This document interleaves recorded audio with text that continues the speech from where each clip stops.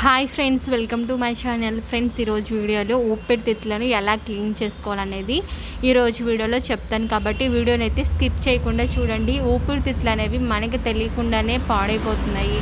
అంటే ధూమపానం వల్ల, అలాగే కాలుష్యంలో తిరగడం వల్ల కూడా ఊపిరితిత్తులు అనేవి పాడవుతున్నాయి. అలాగే ధూమపానం చేసే వాళ్ళలో కాదు, వాళ్ళ పక్కన ఎవరైతే ఉంటారో వాళ్ళు పీల్చడం వల్ల కూడా ఊపిరితిత్తులు అనేవి పాడైపోతున్నాయి. కాబట్టి వాటిని ఎలాగా శుభ్రం చేసుకోవాలి, క్లీన్ చేసుకోవాలి అనేది ఈరోజు వీడియోలో చెప్తాను. ఎందుకంటే ఊపిరితిత్తులను శుభ్రపరచడం అనేది చాలా ముఖ్యం అనమాట. ఎందుకంటే గాలి నుండి వచ్చే దుమ్ము కూడా మీ ఊపిరితిత్తులకు మంచిది కాదు. కాబట్టి ఎవరికైనా సరే చాలా బాగా యూస్ అవుతుంది అనమాట. కనీసం మనం 10 రోజులకు ఒక్కసారి అయినా సరే దీన్ని తీసుకోవడం వల్ల మన హెల్త్ అనేది చాలా బాగుంటుంది. అలాగే ఊపిరితిత్తులు కూడా చాలా ఆరోగ్యంగా కూడా ఉంటాయి. ఊపిరితిత్తులు అనేవి ఆరోగ్యంగా ఉండడం చాలా అవసరం. ఎందుకంటే అది ఊపిరితిత్తుల పనితీరును మెరుగుపరుస్తుంది. అలాగే ఏంటంటే శ్వాసనాలలో ఉండే శ్లేషాన్ని తొలగిస్తుంది. అలాగే ఊపిరితిత్తుల శ్వాసను మరియు రక్త ప్రసరణ మెరుగుపరచడానికి కూడా చాలా బాగా యూస్ అవుతుంది అనమాట. కాబట్టి ఈరోజు వీడియోలో ఊపిరితిత్తులను ఎలా క్లీన్ చేసుకోవాలో చూద్దాం. ఓకే ఫ్రెండ్స్, వీడియోని స్టార్ట్ చేసే ముందు ఈ వీడియో నచ్చితే ఖచ్చితంగా లైక్ చేయండి, షేర్ చేయండి, కామెంట్ చేయండి. అలాగే ఈ ఛానల్ని తప్పకుండా సబ్స్క్రైబ్ చేసుకోండి. ఓకే ఫ్రెండ్స్, వీడియోని స్టార్ట్ చేసేద్దాం. ముందుగా మీరు స్టవ్ ఆన్ చేసుకొని ఒక గిన్నె పెట్టుకోండి.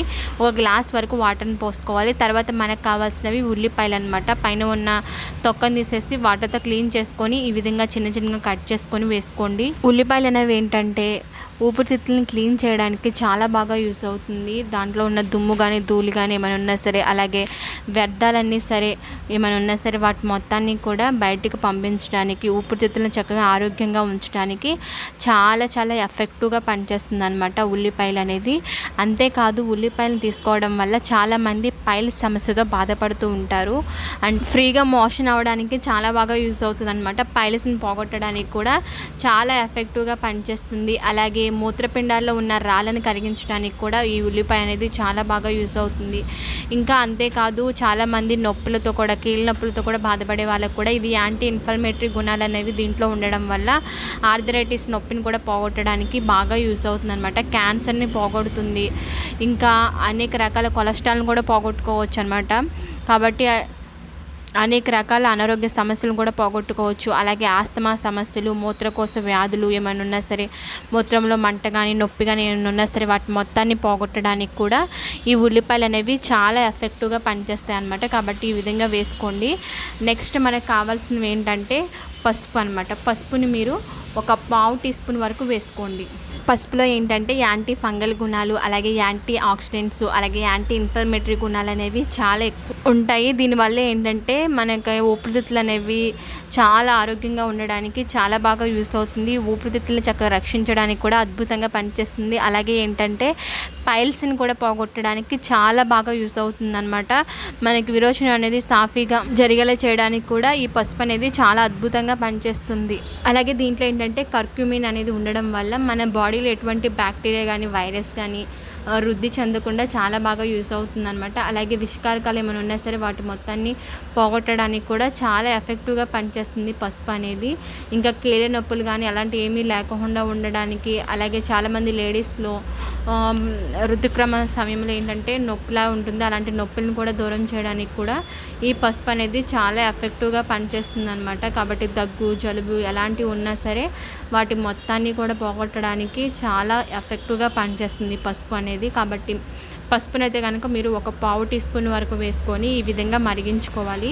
స్టవ్ని అయితే కనుక మీడియం ఫ్లేమ్లో పెట్టుకొని బాగా మరిగించుకోండి. అప్పుడు వీటిలో ఉన్న పోషకాలు ఏవైతే ఉంటాయో అవన్నీ కూడా వాటర్లో బాగా కలుస్తాయి అన్నమాట.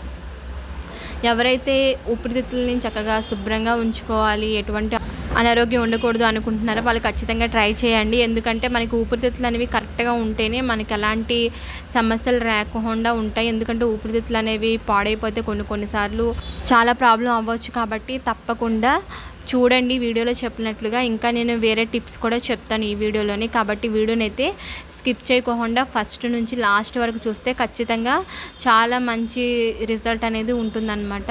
మీకు ఈ వీడియో నచ్చితే ఖచ్చితంగా లైక్ చేసి మీ ఫ్రెండ్స్, ఫ్యామిలీ మెంబర్స్ కూడా ఈ వీడియోని షేర్ చేయండి. అలాగే మీ అభిప్రాయాన్ని కామెంట్ చేయండి. చూస్తారు కదా, ఈ విధంగా మనం మరిగించుకోవాలి. దీనికి ఒక 5 to 10 minutes టైం పడుతుంది అంతే, ఇంకెక్కువ టైం కూడా పట్టదు. తర్వాత స్టవ్ ఆఫ్ చేసుకొని తీసుకోండి. చూసారు కదా, ఈ విధంగా స్టవ్ ఆఫ్ చేసుకొని తీసుకున్న తర్వాత వీటిని మీరు గోరువెచ్చగా ఉన్నప్పుడు ఒక గ్లాస్లోకి ఫిల్టర్ చేసుకొని తీసుకోవాలి.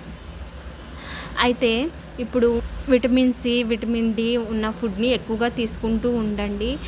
తర్వాత ఏంటంటే ఫ్రూట్స్, తర్వాత కాయగూరలు, ఆకుకూరలు అనేవి ఎక్కువగా ఉండేలాగా చూసుకోండి. అప్పుడు మనకి ఊపిరితిత్తులు అనేవి చక్కగా హెల్తీగా ఉండడానికి చాలా బాగా యూస్ అవుతుంది అనమాట. యాపిల్ అనేవి దీంట్లో ఏంటంటే ఫైబర్ ఎక్కువగా ఉంటుంది, క్యాలరీలు తక్కువగా ఉంటాయి. కాబట్టి మీరు యాపిల్స్ ఇలాగ ఎక్కువగా ఫ్రూట్స్ అనేవి తీసుకుంటూ ఉండాలి ఖచ్చితంగా.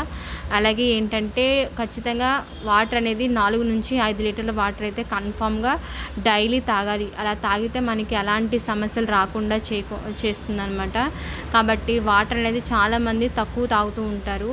డైలీ ఒక 2-3 గ్లాసులు అలా తాగి వదిలేస్తారనమాట. అలా కాకుండా ఖచ్చితంగా మీరు 4 నుంచి 5 లీటర్ల వాటర్ కన్ఫామ్గా తాగితే మనకి ఎటువంటి అనారోగ్యాలు రాకుండా ఉంటాయన్నమాట. కాబట్టి తప్పకుండా ట్రై చేయండి. చూసారు కదా, ఈ విధంగా ఒక గ్లాసులోకి ఫిల్టర్ చేసుకున్న తర్వాత మీరు దీంట్లోకి టేస్ట్ కోసం మీరు 1 స్పూన్ వరకు తేనెని యాడ్ చేసుకోండి. లేదు అనుకుంటే కనుక మీరు మనం ఇందాక స్టవ్ మీద పెట్టినప్పుడే కొంచెం ఒక బెల్లం అయినా సరే యాడ్ చేసుకోవచ్చు. లేదంటే ఇది వేడిగా ఉన్నప్పుడైనా సరే మీరు బెల్లంనైనా సరే కొంచెం తీసుకోవచ్చు అనమాట. ఇది కూడా చాలా మంచిది హెల్త్కి. ఎనర్జీగా ఉండడానికి, నీరసం లేకుండా ఉండడానికి చాలా బాగా యూస్ అవుతుంది తేనె అనేది. అలాగే మీరు ఈ డ్రింక్ని ఎలా తాగాలి, ఎప్పుడు తాగాలి, ఎంత తాగాలి అనేది కూడా నేను చెప్తాను. కాకపోతే ఏంటంటే మీరు ఈ డ్రింక్ తాగుతూనే ఏదో ఒక టైంలో ఒక 5 మినిట్స్ అయితే కనుక యోగా చేయండి. అంటే ప్రాణాయామం చేయాలన్నమాట. మీరు కళ్ళను మూసి లోతుగా ఊపిరి తీసుకోవాలి. ఒక 5 అంకెలు లెక్క పెట్టండి. 2 సెకండ్ల పాటు శ్వాసను అలానే ఉంచి తర్వాత మీరు నెమ్మదిగా శ్వాసను వదిలేయాలన్నమాట. ఇలా మీరు కనీసం ఒక 10 సార్లు చేస్తూ ఉండండి. తర్వాత ఏంటంటే ఊపిరితిత్తులు అనేవి చక్కగా ఆరోగ్యంగా తయారవుతాయి. ఇప్పుడు ఈ డ్రింక్ని ఎలా తాగాలి, ఎప్పుడు తాగాలి అనేది చూద్దాం. దీన్ని మీరు గ్లాస్ నిండా తాగకల్లా ఒక టీ గ్లాస్ ఉంటుంది కదా, ఆ టీ గ్లాస్తో ఒక గ్లాస్ తాగండి. అంటే 10 రోజులకు ఒక్కసారైనా సరే ఈ విధంగా తాగుతూ ఉండంటే ఊపిరితిత్తులో ఏమైనా దుమ్ము కానీ ఏమైనా ఉంటే కనుక వాటి మొత్తం వ్యర్థాలు అనేవి అన్నీ కూడా బయటికి రావడానికి ఇది చాలా బాగా యూస్ అవుతుందన్నమాట. కాబట్టి 10 రోజులకు ఒకసారి అలాగ తాగొచ్చు అనమాట. లేదు ఊపిరితిత్తులు అనేవి మంచిగా ఉన్నాయి, ఎటువంటి ప్రాబ్లం లేదు అనుకుంటే కనుక కనీసం నెలకు ఒకసారి అయినా సరే దీన్ని తాగితే ఎటువంటి అనారోగ్య సమస్యలు రాకుండా ఊపిరితిత్తులు అనేవి చక్కగా హెల్తీగా ఉంటాయి. అలాగే ఊపిరితిత్తుల సమస్యతో బాధపడే వాళ్ళైతే కనుక టీ గ్లాస్తో మీరు డైలీ 3 డేస్ డైలీ తాగినా సరే మీకు మంచి రిజల్ట్ అనేది ఉంటుంది. వాటర్ మంచిగా తాగాలి, చక్కగా మంచి ఫుడ్ని తీసుకోండి, విటమిన్ సి, విటమిన్ డి. అలాగే నేను చెప్పిన ప్రాణాయామం ఉంది కదా, అది కన్ఫామ్గా డైలీ ఒక 5 నిమిషాలైనా చేస్తూ ఉంటే ఎటువంటి అనారోగ్య సమస్య లేకుండా హెల్తీగా ఉండొచ్చు. ఓకే ఫ్రెండ్స్, మీకు కనుక ఈ వీడియో నచ్చితే ఖచ్చితంగా లైక్ చేయండి, షేర్ చేయండి, కామెంట్ చేయండి. అలాగే ఈ ఛానల్ని తప్పకుండా సబ్స్క్రైబ్ చేసుకొని పక్కనే ఉన్న బెల్ సింబల్ని క్లిక్ చేయండి. Okay friends, thank you.